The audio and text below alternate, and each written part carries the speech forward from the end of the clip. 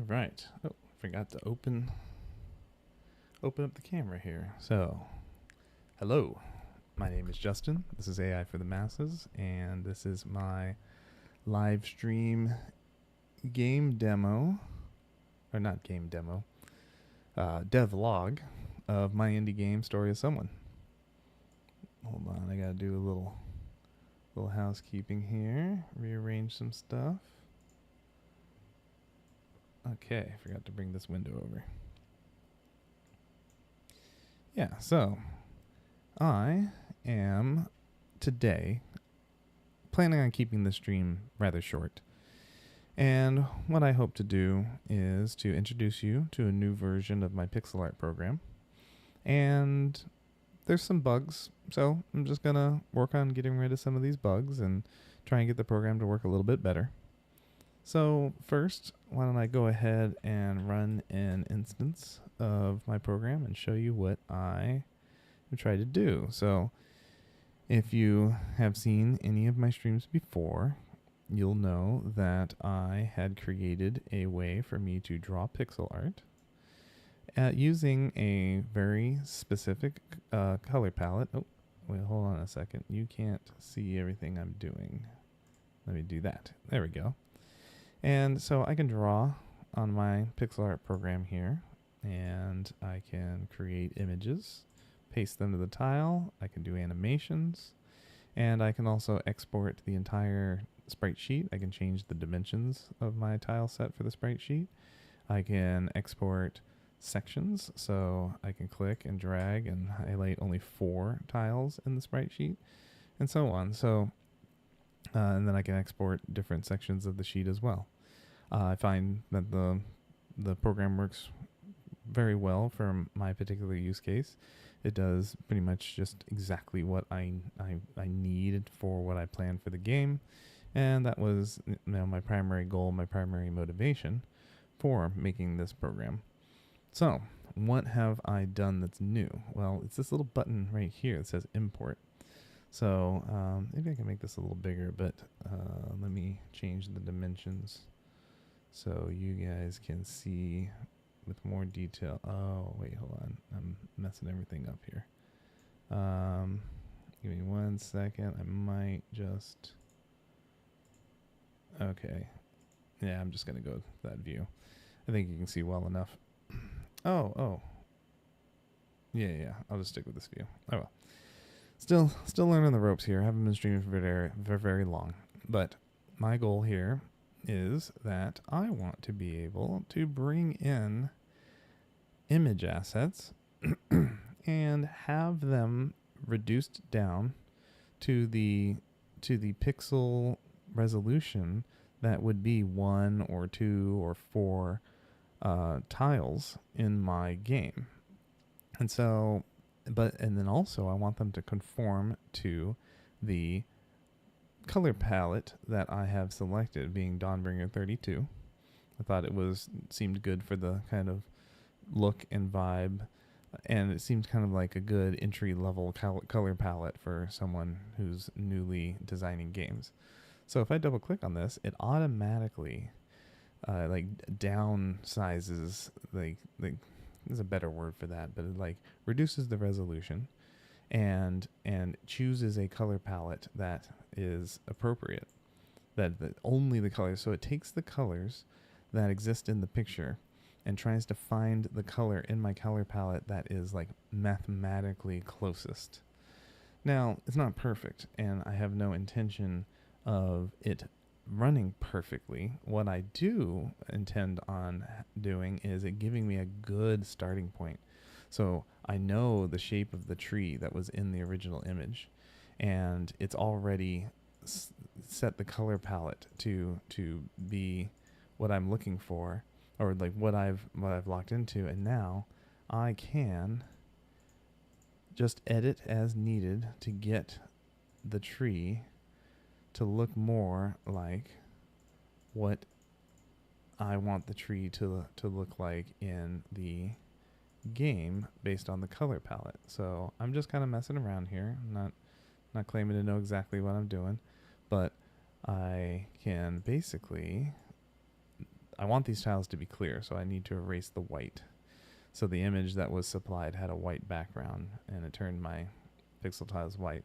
So one of the things on my to-do list today is to make a erase fill tool that I can just click on the background and delete the entire background with the fill tool instead of having to do it one by one like this. So if I click on this tile and I go paste, we have a problem. So because the resolution of the canvas changed when I imported the image, I have a bug now in my code that doesn't allow me to paste the tile to this, well, my image from the canvas to the tile. So that's a little bit of a problem. Not optimal for my situation, for it to just crash on me, because you'll see now it'll close. So that's one of the bugs that I want to fix today. And then hopefully I can start making all kinds of different different assets off of images that I find online to more easily create variety while still conforming to a specific color palette.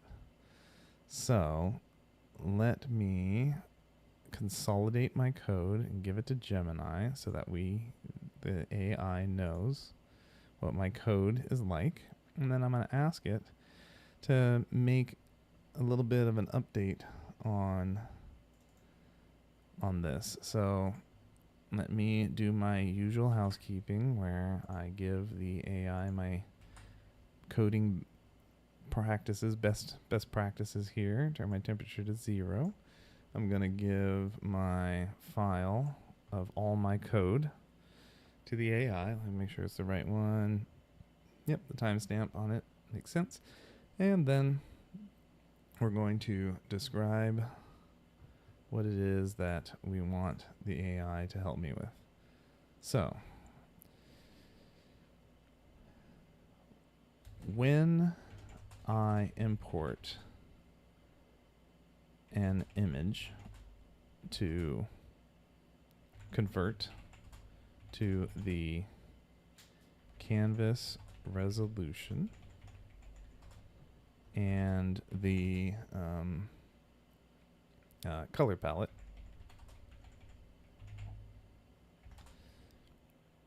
the pixel dimensions of the canvas sometimes change. Oh, wow. Think I don't know how to spell. All right. Well, apparently I don't know how to spell palette. That's not the way to spell palette. Okay. Is it 1 L and 2 T's? Sure is, isn't it? I'm tired today. Okay. So, I would like the canvas to stay at 32 by 32 pixels and have the image fit the canvas within the longer of the two dimensions, either the vertical or the horizontal. Okay. Yeah, so I want to do the, like, you know, how you can take an image, maybe like turn it into a desktop wallpaper, and there's like a stretch or there's a crop, there's a fit. I want it to be fit where the image won't be stretched but also won't be clipped. And maybe I need to be clear on the things I don't want. I'm going to add that in. So in other words, I do not want the image to be stretched or clipped / cropped during the conversion.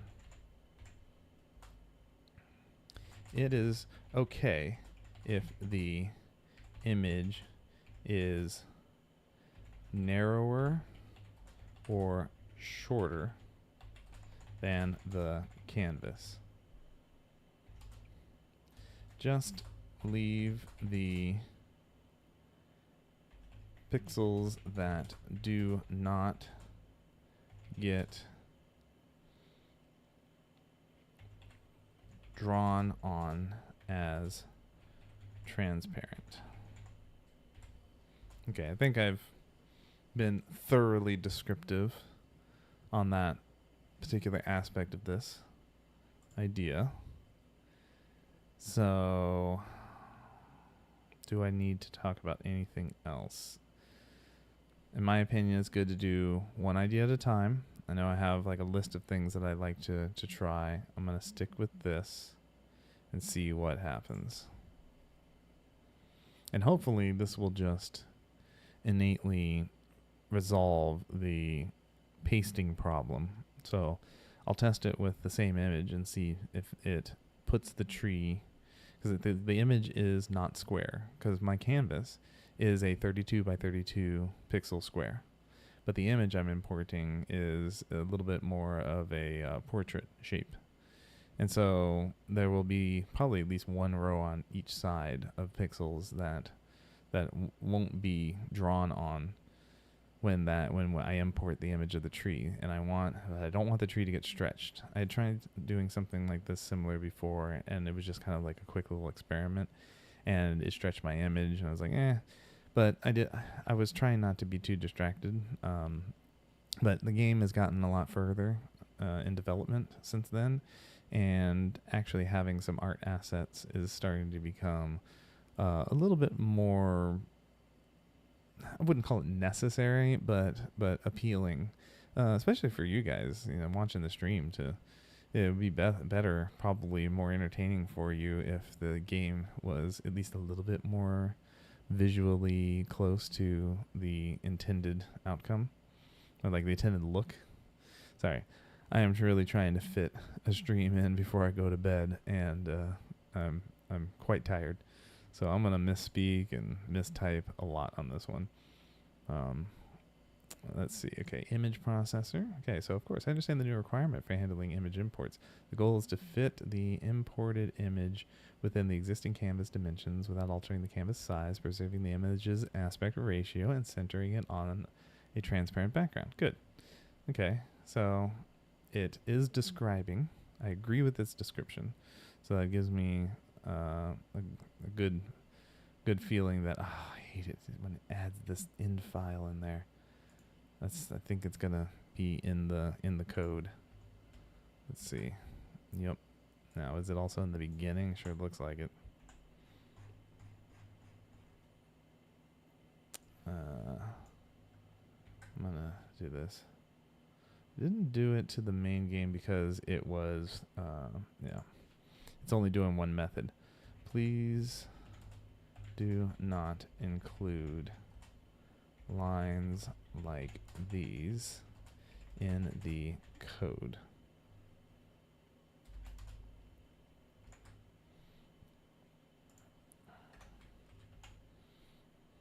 And I'll say like, it causes compile errors. Okay. Of course, because I am familiar with Gemini's usual behavior, it is going to print out the code again as if I still need it. But we'll probably just ignore that. And then let's go. This is main game, right? Is the name of this file? Yeah, main game. So it's funny how I called it main game, but whatever. Okay, import image. Let me find that method. There it is. And let's go ahead and copy that code. I could have just pressed the copy button. That's all right.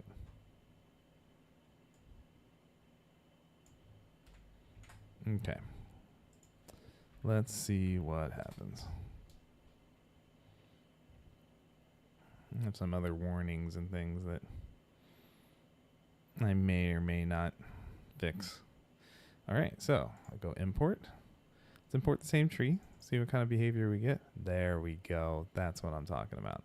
I like that a lot. So now I'm just going to go ahead and paste and make sure it doesn't crash. Okay, it didn't crash. Good. So then now I have, okay, I'm tempted to just clean it up again, but I'm going to fight that temptation because I want to be able to do the fill erase. Now, I'm trying to decide how I'm going to do that. I don't necessarily want to create a whole new tool, but I think I would like the fill. I think I want to have a transparent color box, like underneath the color palette, that I can click, that I can use use with the fill tool. So that's how I'm going to do this. All right. That worked. Now I would like to be able to use the fill tool to draw transparent tiles in the canvas. I think the most logical method would be to place a transparent tile color below the color palette. It would, of course, act like the erase tool just for the fill tool. Do you have another idea how I could create a fill erase feature to the program without the redundant erase situation? I just don't really like how non-elegant having a erase fill where I have to choose a transparent tile when there's also an erase tool on the side. Either might as well just get rid of the erase tool and do pencil erase, or is there another way? So I'm going to give the AI a chance to be smarter than me and come up with a solution that what happened? Oh, that's right. I never let it process the code for this. Like I said, it was gonna rewrite the code anyway. So I want to give the AI a chance to demonstrate that it is more clever than I am, and we'll see if it comes up with a good idea.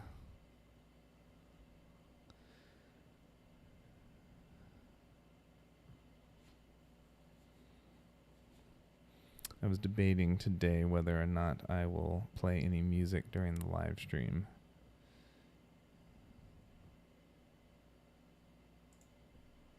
I feel like maybe I should.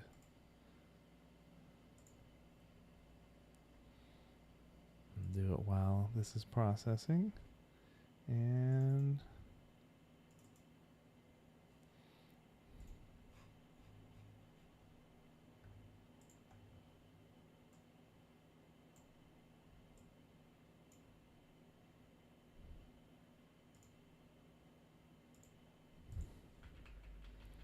let's see if I can get the volume right.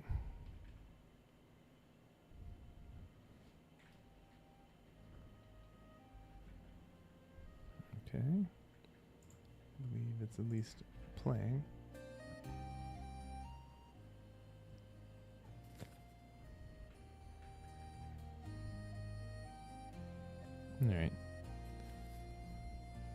believe you should be able to hear that.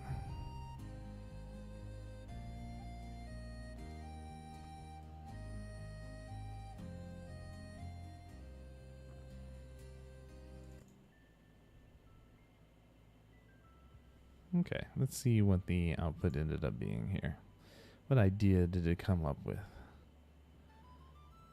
Of course, your idea to add a selectable transparent swatch to the swatch. That's a word I've never used in conversation before. I'm gonna have to add that one in. To the color palette is an excellent intuitive way to enable a fill erase feature without adding redundant tools. Oh, what? It integrates perfectly with the existing UI. Here are the best practices applied to the code to implement this feature. Okay, because I don't know the word swatch, that did not answer my question as far as how it's going to achieve this. I think I'm going to have to see it in action. So let's go ahead and do the updates here. What is the transparent color setting? Let's see here. Like, kind of want to just click through the... I've never really looked closely enough to be like, what is the code for transparent tile?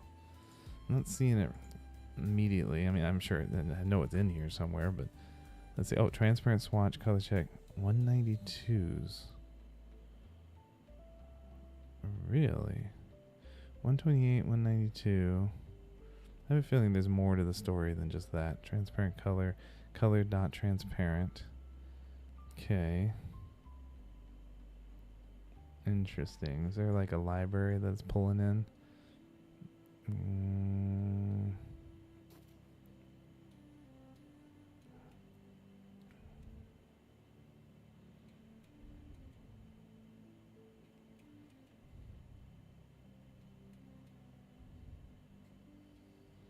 Yeah, I'm not seeing it. I'm not going to spend too much time investigating this. This is something that I could definitely... Oh, erase color equals transparent color. Okay, so yeah, it's in color, not transparent. So this might be a C# built-in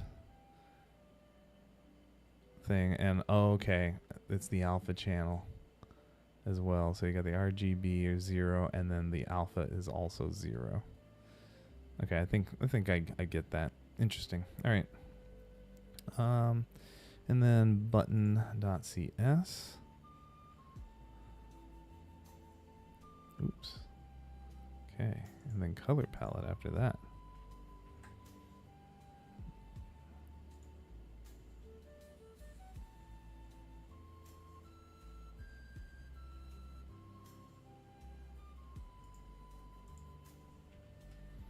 All right, lots of changes. Boy, so much just for one little update. Okay, this file's pretty big. This might be the last file. No, main game needs something, right? Sure it does. Okay. And then main game. Yep, a little error there. I think it's safe for me to just scroll all the way down. Okay. Let's see what happens. What is this swatch? You can tell I have fun saying that word, swatch. Okay, there it is. All right, so let's import that tree. And then I want to swatch this. Yep, there we go. So much faster, look at that. Okay, so now we can finish. Oh, that's Phil. Careful, careful. I think I want to, I feel so compelled to what is it? Just click a color and I feel like I should be in pencil mode. I think even when I'm in fill, I should probably just make it where when I click a color, I go to pencil mode. So if we were to look at that image, let me see if I can find that. Where am I saving those images?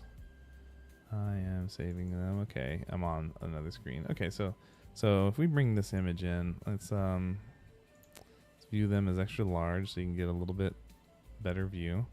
So I see how it's kind of like the very top is the brightest, and then there's a little little halo around. Oh, and then the roots come out a bit. Oh, that's why the roots are colored that way. Okay. All right, I'm going to try and mimic this because the whole point of this is that I am not an artist by any means. Not yet, at least.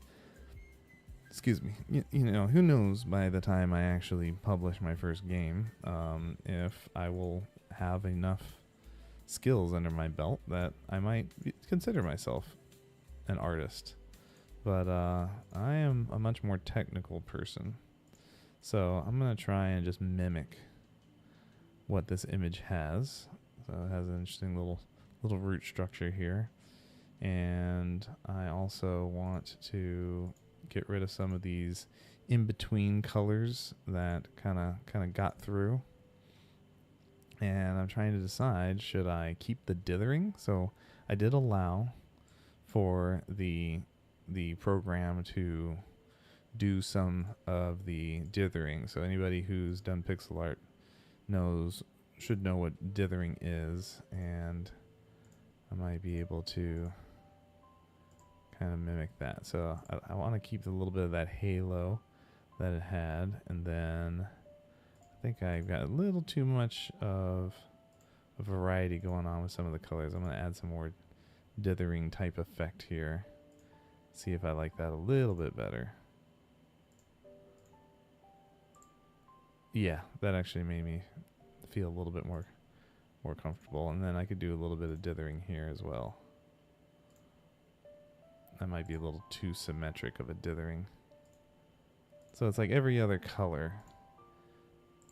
It helps to kind of like create kind of a blend. Okay, I like that. That's cool. It's a tree. I kind of feel like maybe there should be a little bit of dithering here, like a shadow. I'm sure some artists would kind of cringe at this, but yeah, that I don't mind. The big problem is going to is consistent style. So, but let's keep playing around here. I'm going to throw another tree in. Like, what if I import this? Should I do this tree? I'm going to try this one.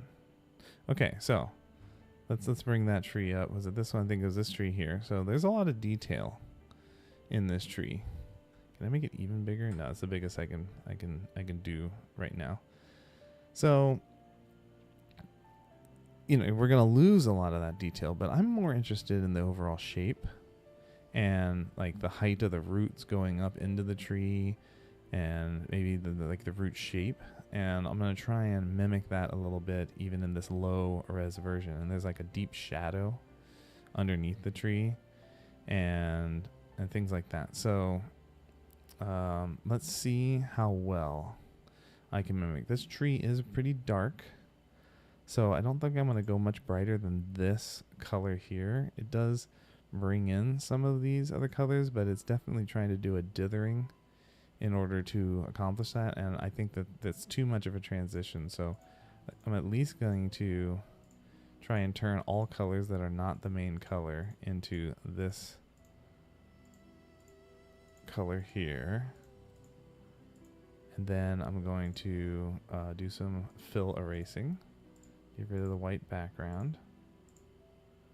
Okay, and then I'm going to have to be careful about the roots down here because not all of these pixels are actually clear. So I like how the root system kind of snakes. So I'm gonna preserve that, and I think I'm going to erase. I'm gonna make sure these are all actually transparent. The gray actual tile color is pretty close to what is available as being transparent. Okay, I think I got a successful thin root system. I think I'm deleting too much trunk here. And then the trunk branches don't really go up this high. Let me erase some of these little artifacts out here. And Now, let me just go ahead and paste this tile in and just see what it looks like zoomed out. So I feel like that this is not making a lot of sense. There's not like depth to this. So I don't consider this to be a success. I also don't think that I should have completely black. So I'm going to make the shadow effect a little bit more like that. And I don't like how much of the top. I don't like how the top is. But there isn't really the color change between these two colors in the palette is pretty extreme. Wonder what the, okay, that's the gray. Yeah, this one's going to be tricky. So let me just make it at the top. And let me add a little bit more of the dithering effect. Let me amplify the dithering and see if that helps a little bit better. Maybe if I just only have it like as a crown, like right at the top of the tree. That's a little better. Yeah, okay.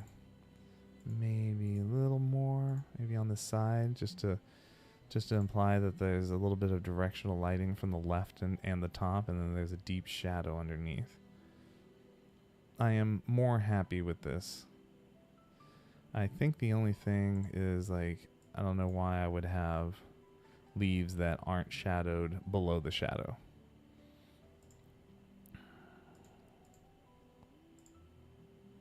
Okay, I'm gonna stick with that. So it's kind of a, you know, the tree is kind of contorted a little bit. Yeah, so this could be like a dark forest. All right. What have I already done? I'm interested in this tall, lanky one here. So let's click over just to be safe. I'm gonna import this. Look at that. Look at how lanky that guy is. Okay, let's get rid of the white background. Let's go ahead and commit to just getting rid of these floating artifacts.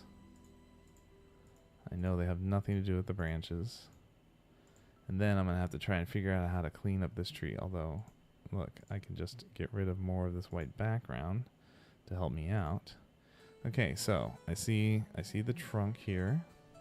Let's see if we can clean this up a bit. So it is a solid base. Maybe I could do that. And it gets narrower up top. But I think I want to maintain at least 2 pixels for the main trunk.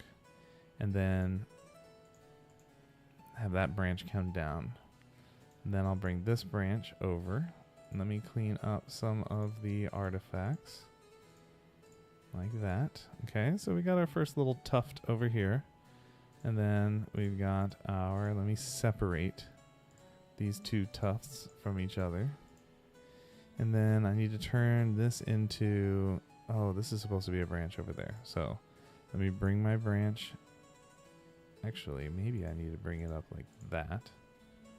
I'm going to bring it over a little bit, not have it be a straight line. And then let me clean that. So now I have 1, 2, 3, and I have one more tuft over here. So I'm thinking the branch is coming out and up like that. So let me clean this up. And then there is that little branch on the side. And then let me give the tree its leaves there. Okay. I feel like this is a pretty accurate representation. Oh, no, you know, I think because of the pixel art, I think I need to connect this. I feel like the little tufts of leaves are they're too small and have no character. So I'm gonna just throw some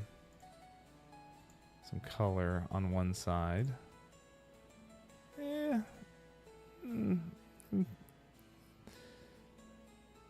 With time. Okay, so definitely this tree matches tree number 2 a lot better. So if I was to like sporadically place them throughout the map, I might want to have like maybe one species of tree being the main forest, and then and then maybe these guys are just every once in a while, or maybe there's an emptier area of the forest. I don't know yet. The one thing that I am trying to do here is to give myself lots of options that are just ready to go. That's the experiment in reality. What else? I wonder what this thing will do. I'm just really curious. One problem is that the image is going to be way too wide. So why don't I go ahead? It's gonna make the tree end up being really short in my canvas. So let's just go ahead and crop this image. I'm going to go ahead and turn it into square, and then just center the tree in the square. I could even go as far as making it where the square, the trunk goes all the way to the bottom. There's a lot of like compression artifacts in this thing, but because we are going to be downsampling this image anyway, I don't think it's gonna be like too big of a problem. All right, so now we have a square image. Let's see what happens. All right, I mean, yeah, it's not good, but you know, the basics are there. We do have the dithering. What does this look like if I just do that? Yeah, I see it. I kind of see it, but the background is definitely getting in the way. So let me see how much erase fill I can take advantage of here.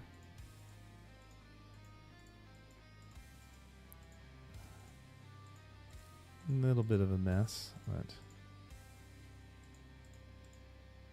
okay. All right, I think I got one side mostly cleaned up. Let me get the other side.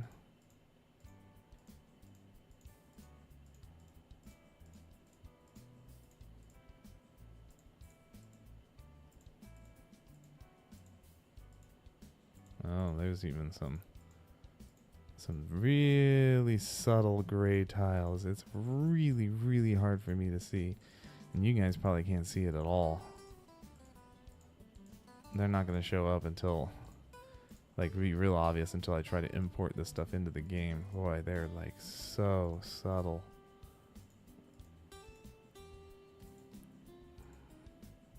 You know what? If I turn the grid off, I bet I could see them better. Sure can. There they are. Okay. Yeah, that grid. Turning off the grid helped a lot. Okay, I'm going to turn it back on. Now, what do I do? How do I clean this up? So, there is a trunk. Running right up the middle right here. And then, I think we can get rid of these tiles. Now, it is favoring a yellow, which makes a lot of sense.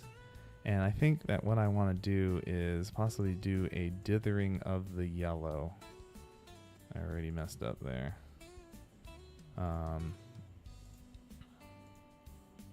Amongst the green. So it's definitely brighter on the left side in the yellow than it is on the right side. And maybe I want to actually go a brighter green. So what if I was to dither the bright green with the dark green on the right side? Let's see how well that would work. So I'm just going to do like every other pixel in the shape that I have already established for me. And then the yellow, I'm going to dither over here. And I'm not even sure if I understand the artistic rules of dithering completely. And then I'm going to throw the lighter green amongst the very beginnings of this.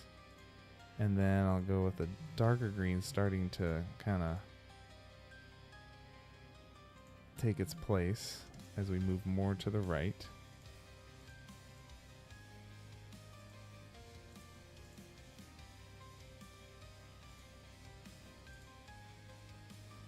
Then what? I think dark green amongst the light green here.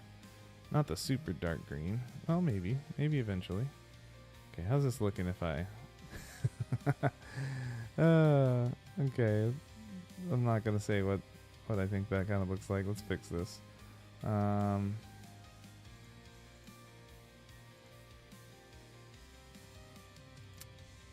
about like that? Let me get a little bit more of a flare. Okay, that looks a little better. And do I want... I definitely feel like I don't want that dark of a green that soon. And then maybe I could do that on the other side, like a shadow. Now my dithering is definitely like changing its pattern accidentally. So let me try doing that. Again, I feel like my artistic skills are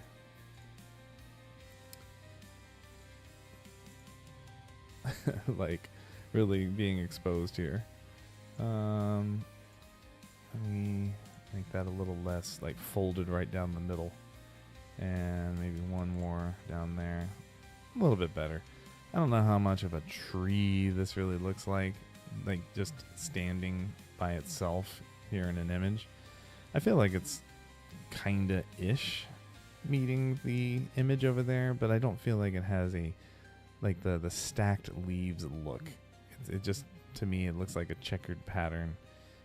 So I definitely feel like I got to do a better job of maybe creating the illusion of like stacks or layers of leaves using some sort of a color scheme. But at least I have my reference photo over here, and I have an attempt at this. So I can export this entire sheet, and I'll probably call it like, let's go tree sheet 1, and just export the whole thing. And then I'm gonna save the project as just tree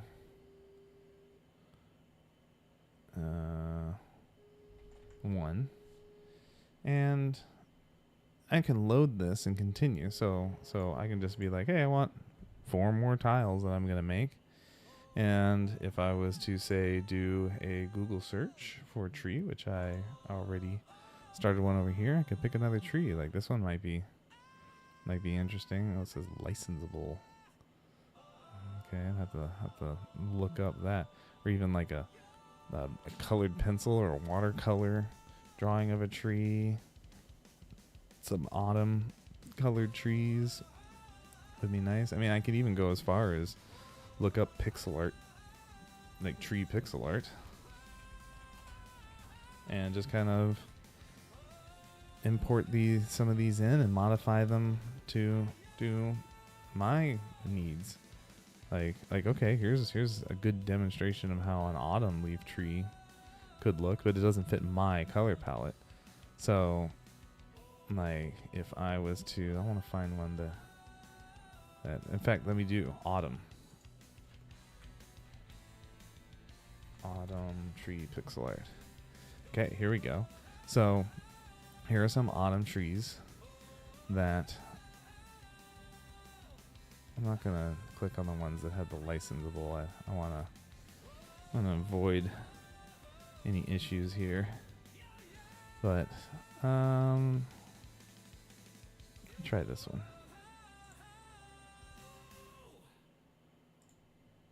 Okay, so if we go back to my program and import. Oh, that's right. When I'm clicking around, sometimes it'll start drawing on my canvas. It's okay. I'm not using that anyway. All right. Hey, that already is a pretty good conversion. Not bad. I mean, I could maybe spread it out closer to the boundaries of my art, or what I could do is crop. Hey, has anything?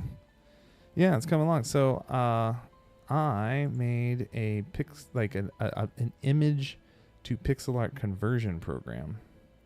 So the idea is that I can take various images of like real photos of trees or existing pixel art of trees, and it's not all about trees. It's just I want to make more placeholder assets, so that way the game can just have like a little bit of a vibe or a look. You know, I'm gonna get rid of the grass. I don't want the grass. So how do I go back to the crop? And then I have a specific color palette. Oops, it's not free. I want square. There we go. So I had already made my pixel art program that I can create a color palette, and I chose a color palette from lowspec.com that is Dawnbreaker32. So the idea, based on advice that I have looked up about game development, is that you should choose a color palette for pretty much your entire game and stick to it. So now I can import an image of a tree. I was doing some experiments just now, and it gives me kind of a starting point, and it only uses the colors that are in my color palette. So it down resolves the image. This one doesn't have to down resolve too much, but I have my standard tile is 32 by 32 pixels. And so now if you kind of look at a side-by-side comparison, you can kind of see how the large patch of yellow is kind of in the right place, and the other patches, the other 4 patches of yellow are kind of in the right place. So it gives me a starting point.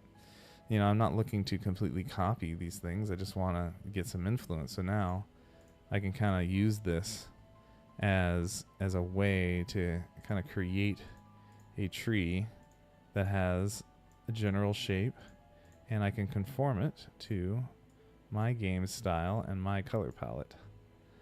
Even the little flowers got a little bit of credit. And so that's a clever solution. Yeah, thank you. Yeah, I've been having fun. So I can even do a fill and get rid of the white background, so I have transparent tiles. And I can get rid of those little flower artifacts. Go back to the pencil. And I can try and create something similar to what's in the image. Or I can even, you know, change the style a bit myself to something else. But I'm not really an artist. I'm a techie. So this is what I'm trying out. And let's see here. So I make these branches, and then I can see that there's some shadowing. I like the idea of the shadowing. So I can go one lighter and maybe like draw on one side of the trunk. So then I can paste, and I have my very simple pixel art tree. And I don't know if I am completely liking the so much orange. So I could do like a dithering effect potentially, or maybe I could add some pixels here. I don't want to be too symmetrical. Yeah, you know, there we go. So I can get a whole bunch of tree shapes just by taking photos of trees and other pixel art versions of trees, and just make a whole bunch of trees. And I mean, I guess technically it's my work. I don't know. It's been modified enough, right? So we'll see how much of this actually survives. My ultimate goal would be to come up with some sort of an algorithm that will just procedurally generate trees for me. But for now, I think just easily kind of taking these images and adapting them to my use case is an acceptable situation that kind of speeds up the process for me, because I don't know how to draw a tree from scratch. So that's been my goal. Had some bugs when I first started the stream that I got rid of real quick. I added a fill tool that allows me to select a transparent tile, and now I'm just kind of playing around. And that's pretty much what the stream is going to be. Hey, as anything, I think I finished that podcast. If I didn't, I got really close to the end of it. Were there any thoughts that you wanted to hear from me about that? Maybe you want to seed my brain with some topic that you thought was interesting, and I can ramble on for maybe 5 minutes about my response to it. if you're interested. I'm going to try and select another tree here that might be fun to modify. Now this one's interesting. It's got this tiny little trunk and huge top. This one might be, I wonder if this one's so monochromatic. I wonder if my color palette would even really register much color difference. Well, this one's interesting. It's kind of like a Minecraft tree. Wonder how that would get translated. Let's try this one.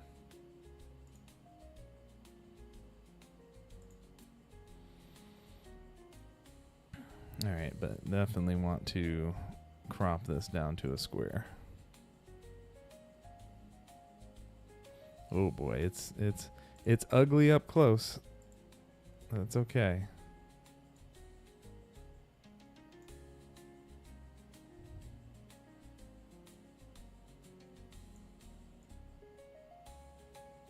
Alright.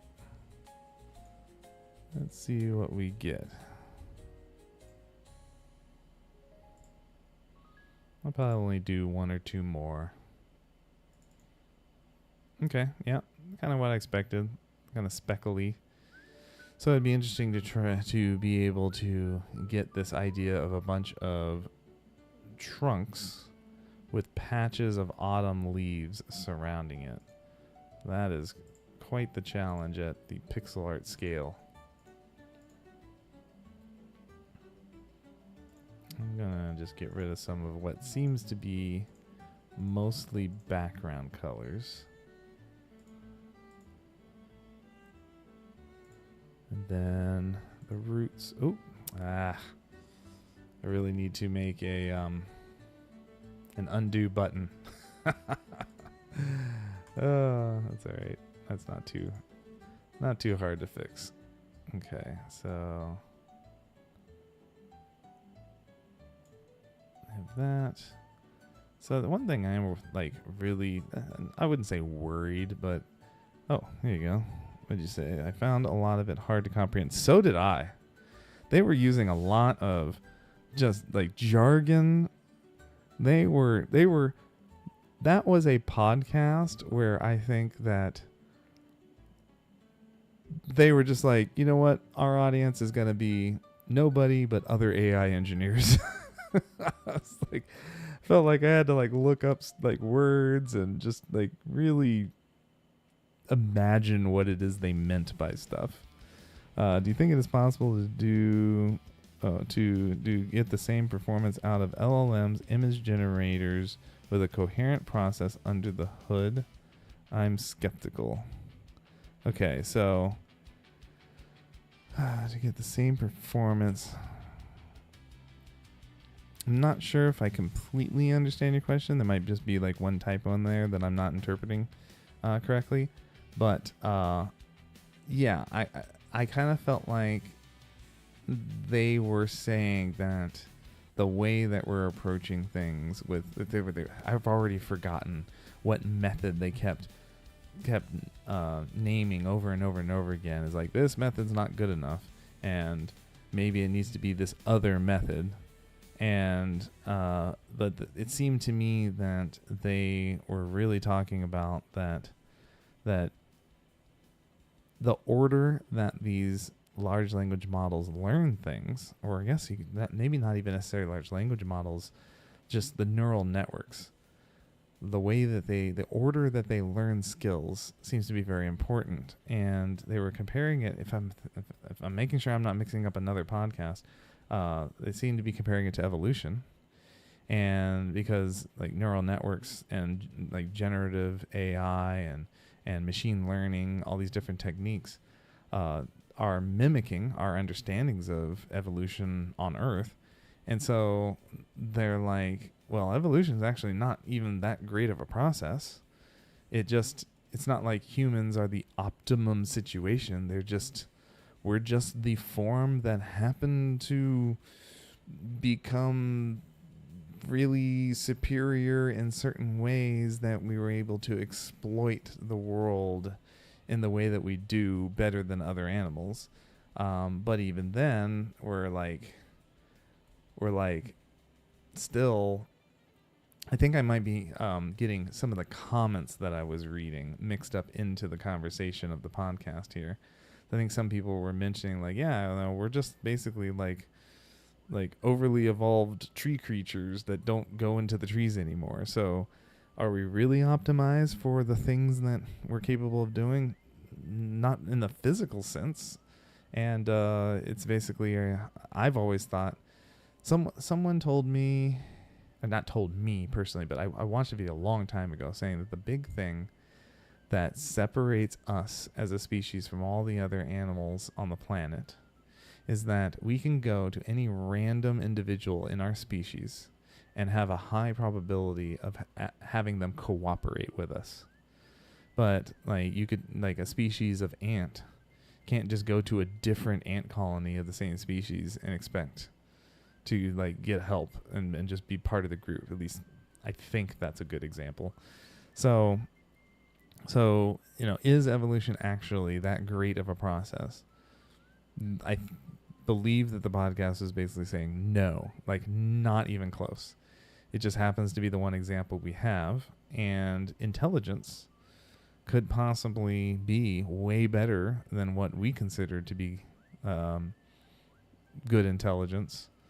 And I think another point they were making that I really, really agree with, I might be, again, I keep saying this over and over again, I might be mistaking this with another podcast I was watching, was saying like, humans are the most intelligent creatures that we know of, at least on this planet, but like, that's human intelligence. That's biological intelligence. The AIs in these neural networks are not human brains, and they're not biological.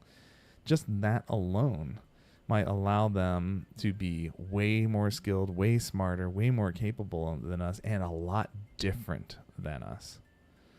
Tell that to the Neanderthals. Yeah, right? Yeah.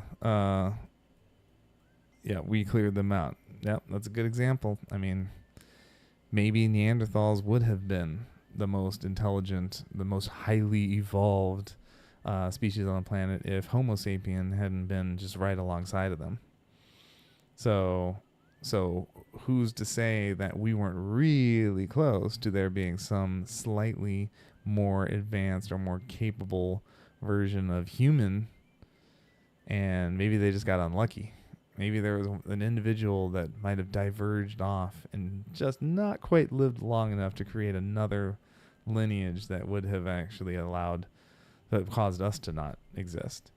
But again, I think I know which other podcast I am. There's a Wes Roth podcast that had Dr. Mike on it. That one was really long, and there was a lot of opinions and long-winded explanations of things that I might be mixing in my head with this machine learning street talk podcast. But from what I remember, the big thing that I got from it was the order that things evolve matters. The features that manifest through an evolutionary process can paint you into a corner. They can constrain you in a way that you don't necessarily want if you have a goal. And there is no goal in evolution, and it's very, very difficult for us, being the humans who engineer AI, to guarantee any sort of a goal. So therefore, we're not really optimizing. We're just kind of shooting in the dark, and I think we just celebrate when we get a feature that happens to be like, wow, it could do that. Cool, I succeeded. Did you do that on purpose?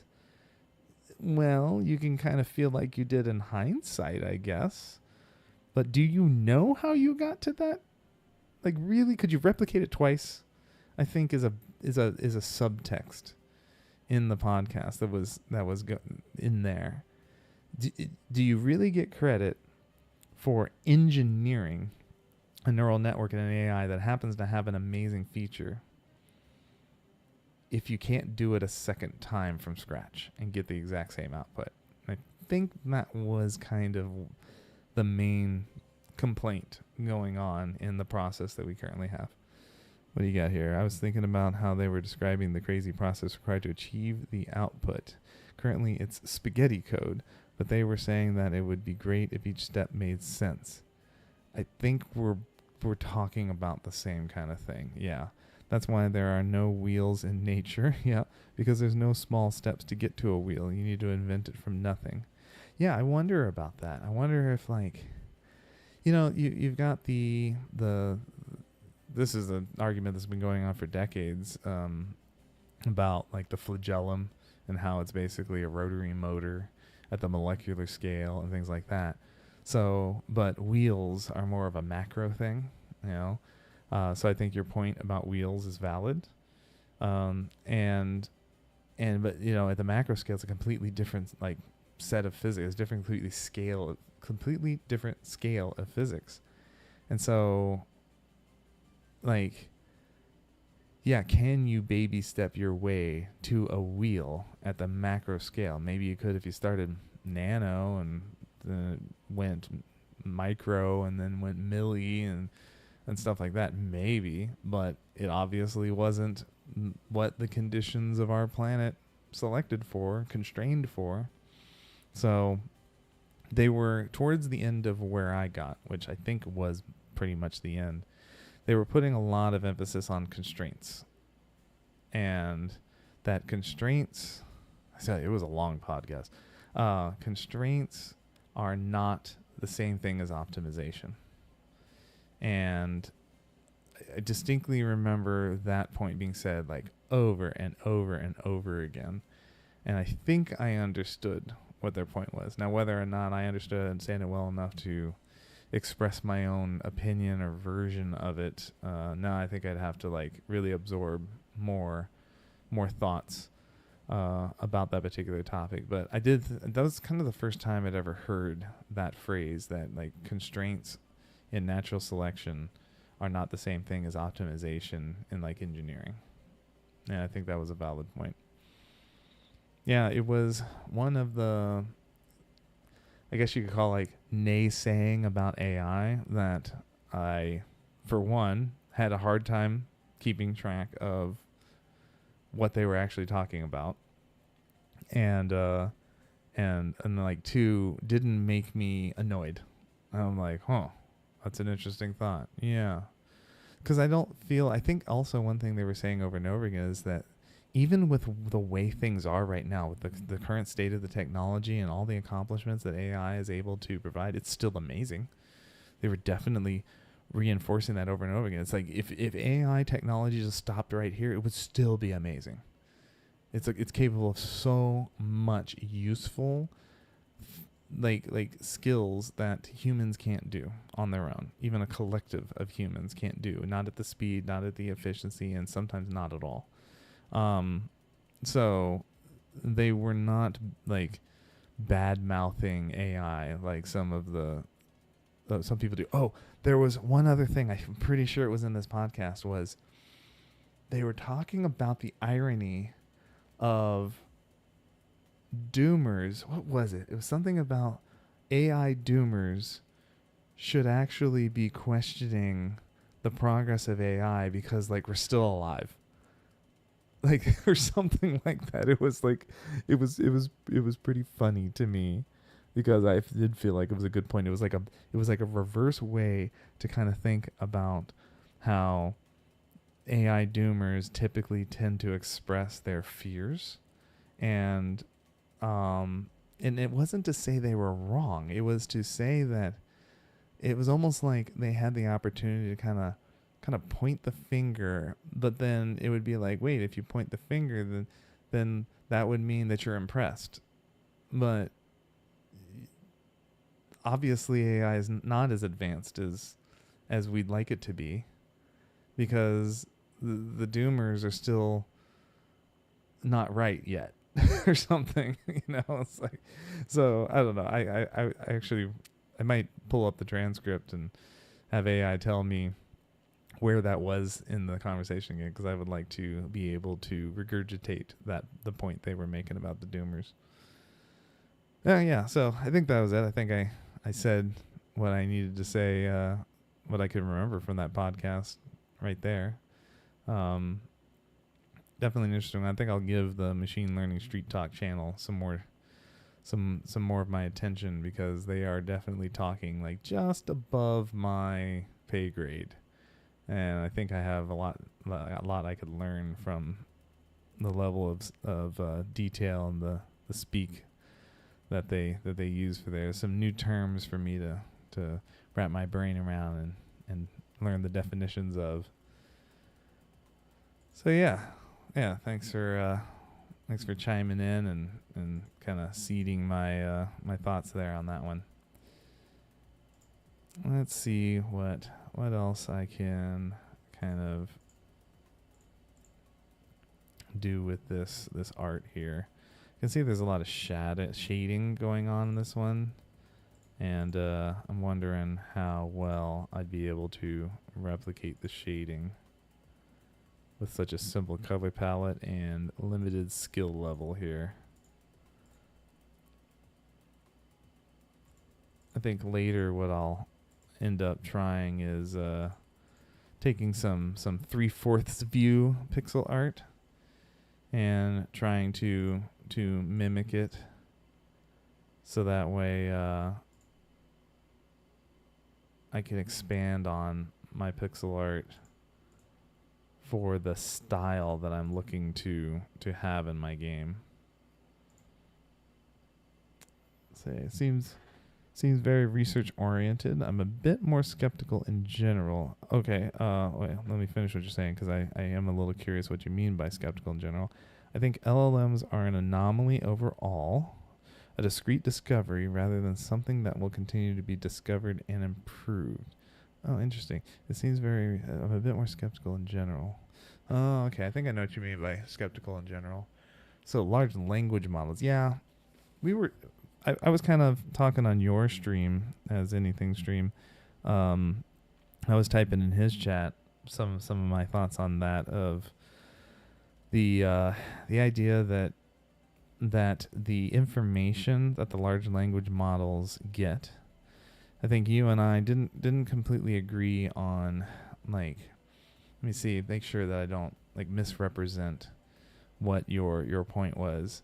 I felt like we were not completely in agreement that the internet information is the same kind of information that I am speculating we need. And so I again, trying not to misrepresent your point, I felt like what you were trying to say was like, well, the internet is information about the world, and so it can learn everything it needs to about the world through the internet, because we just keep feeding more information in the internet. And if I'm representing you properly, and this is good for me to be able to try and repeat what your thoughts were, and then you can tell me if I'm even getting them right. So that way I'm actually arguing what you said instead of arguing something I created. So, or arguing against something that I came up with. And so my thoughts are that we need the AI to have direct access to the world, so it can create its own world model instead of what I think is a filtered version of the world model through internet data. And I don't mean just like what people type as far as like articles about things or stories. I mean, even like data from research. A lot of the things that the AI is getting is a human's understanding and interpretation of data, even during a scientific experiment. But what if the AI itself could just conduct the experiments and just take in the data without any influence from a human's interpretation, and then being like, okay, I got this data, now let me go get this other data because I need to fill in this gap. And you know, we've already seen that the AIs are better at doing things like protein folding or protein structure prediction. Like, what if they could just ignore any conclusions that the humans are coming to and just analyze it all directly from raw experiments that it conducts? let's see. So I think what I was missing was the fact that AI can conduct its own experiments, collect new data. Oh, okay. Yeah. All right. Yeah. So I think we're clarifying a little bit where I think we're seeing a little bit more overlap in what we were trying to express now. Yeah. So I think if you can get a basic, you might be able to start with a large language model version, a tokenized neural network, and put it in a robot, maybe, and then release it into the world, into its own lab, and let it come up with its own ways of trying to experience the universe. And I mean, I don't mean like it's got to go out in space necessarily. I'm just kind of thinking of all of reality being the universe. Like, so this isn't my original idea. It's kind of a translated idea from some other interviews from some of the big AI engineers out there that have said that we need to make, instead of a large language model, we need to make a large context model. So it's not tokenizing letters, it's like tokenizing ideas. And I don't think there's any chance for any of us to understand exactly what they mean by that until they do it and then just show us how they did it. But I think the lab itself will be a robot. Oh, sure, right? Like the whole building. Like the AI can just control like a building-sized lab as if it's its own body or something. If that's what you meant, then I think that's a great idea. If you meant something else, then maybe it's even more out there than what I just imagined.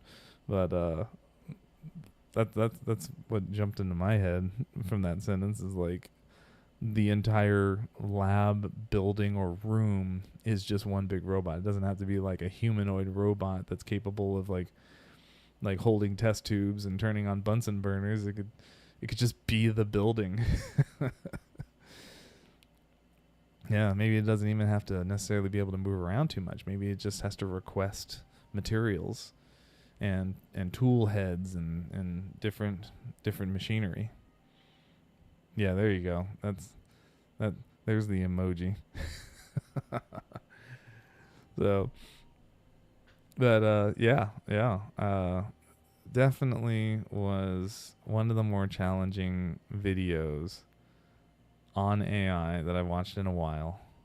I would say it probably put more questions in my head than answers, and that's not a bad thing. It definitely got the thoughts flowing, and I think it changed my mind on a couple small aspects of how I view things. Just that one video. So we're definitely continuing to just move forward with all this technology, and me being an engineer myself, I'm actually a little bit jealous and like thinking, man, should I pivot? Should I get more involved in this stuff? Like, should I go get my PhD in AI research and be one of these people that's helping out, or should I just continue to be a user as tools are developed around this technology and just be more of a creator than, say, an engineer, an innovator in the space? But I mean, I do have an engineering degree. I have an advanced engineering degree, but I just kind of been staying in academia and doing this like hobbyist type stuff, and I just have fun with it. I just like knowing how the world works, or feeling like I know how the world works, and it's fun to just see what people are doing. So yeah, I think I'm just gonna finish this tree, and then I think I'm going to call it a night. I was actually gonna try and what is it? Like be in bed by tonight, not by tomorrow, and I've already failed. Let's see. So these plants, these leaves. Oh, I'm in the fill. Be careful. I'm gonna try and create more orange and less trunk high up, because there's more like tufts of leaves And then I guess I should make the parts in between the branches transparent.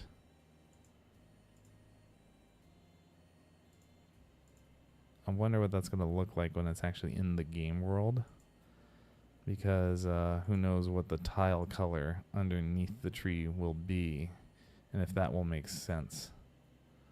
But I guess I'll just wait to find out when I'm at that stage. So I want to have a little bit more like pom-pom like shape to these, and then bring that trunk a little bit, that branch a little bit more over, and then let's isolate that yellow a little bit better. And then let's bring more yellow right here. So I am trying to mimic the image a little bit more closely. I do like how it was designed. Get rid of these extra floating artifacts out here. Maybe make that trunk a little bit more sloped. And let's, how about that? Slightly different version of the one before. Make that a little bit more round. Bring some of the orange around the corner here. Yeah, that made me happier. Okay. And then the trunk. Let me do a better job with the trunk. Let me add some dithering on this side here to imply a bit of shadow. And then let me also bring a better bundle of the yellow. Okay, how's that? Is that looking a little better? The dithering looks weird to me. Can I do this? Yeah, it's a little better. Maybe. What if I just make the trunk a little wider? Make it a thicker tree. That I like a little better. Let's see.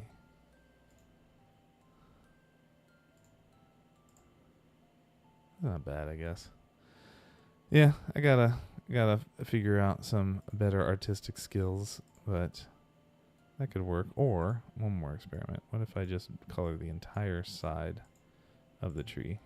Okay, that makes me feel better. I like that a little more.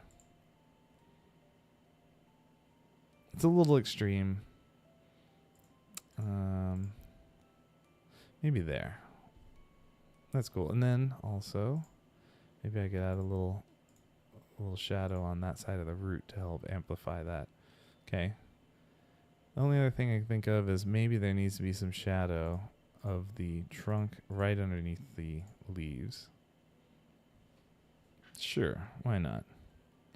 And I can always change it later if it's not matching my style. But already, because of the color palette, these bottom two trees are really matching.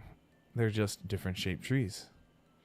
So if I was to take these as inspiration and then just try and continue with these four colors, four trees, I can end up with a whole bunch of different trees that seem like they're the same species, or at least in the same period of time. And just taking inspiration from these other images and having them fit the color palette restriction that I put on myself will just help me come up with some variety in the art while still being in a consistent style. So, yeah, like this guy here could probably, if I was to move him around, and let's copy this one too and paste him down here. So if I bring this yellow tree a little closer to this other tree, they match more closely. And then bring this one over here, and then these other two match more closely. And go ahead and let's clear, because I finished moving. Now I feel like I have like 3-ish categories of trees, at least color palette wise. I mean, this second one is a little bit more yellow than than the first one. And they're definitely two different species of tree. But perhaps like one run of the game could have a forest with these trees, and maybe along the base of the mountains and a little higher up in altitude, some like evergreens get formed, stuff like that. So I feel like this tall thin one is like make like a cool swamp tree, and like as the swamp gets like thicker or something, then these trees maybe could throw some like vines or some moss hanging off the bottom of them, things like that. So I feel like this was a good success here. This was what I intended with this program. I wanted to give myself the opportunity to be inspired by other things and still meet my color palette. And this is a wonderful crutch for someone like me who's not an artist.